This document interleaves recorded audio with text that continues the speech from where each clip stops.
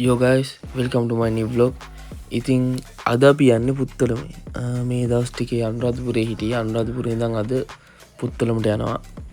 ඉතින් අද දවස් තියෙනවා කිලෝමීටර් 75ක් විතර කවර් කරන්න. මේ දවස් ටිකේ අපි කොලෙජ් එකේ රිසර්ච් එකක ඉන්නේ. මේ දවස් ටිකේම සාමාන්‍යයෙන් මාස 3ක් මාස 4ක වගේ රිසර්ච් එකක් යනවා අපේ. අපිට ඉතින් අද මේ බයික් එකෙන් තමයි යන්න තියෙන්නේ. ඉතින් බලමු අද දවස කොහොම වේද, මොන වගේ ආතල් සෙට් වේද කියලා. ඔන්න ගයිස්, ඉතින් හාහා පුරා කියලා ඉතින් බයික් එක නැගලා ඉතින් ගමන යන්න පිටත් වුණා. අපි අනුරාධපුරයෙන් පිටත් වුණේ උදේ 8:00 විතර. සාමාන්‍යයෙන් පුත්තලමට ලං වෙද්දී දවල් 11 විතර වුණා.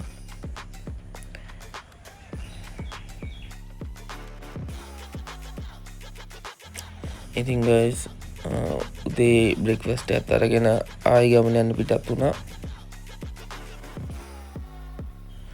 අපි සාමාන්‍යයෙන් උදේ 11 මාර විතර වෙද්දී අපි අට පුළුවන් වුණා ලොකේෂන් එකට යන්න.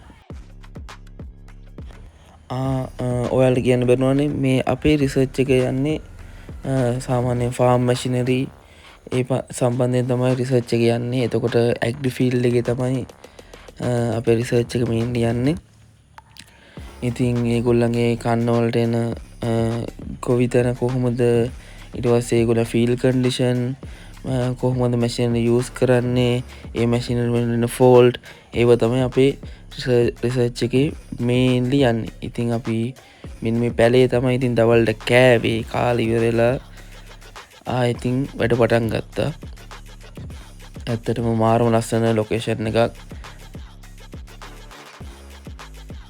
ඉතින් ගයිස්, අපේ රිසර්ච් එක ඉවරදී සාමාන්‍යයෙන් හවස 4 විතර වුණා. ඉතින් රිසර්ච් එක ඉවරලා අපි එදා නයිට් අවුට් එකේ හිටියේ පුත්තලමේ. ඉතින් ඔන්න ඔහොම තමයි අපේ ෆස්ට් ඩේ එක ඉවරුනේ. ඉතින් අපි ඊළඟ vlog එකේ හම්බෙමු. එතකන් ටටා බයි.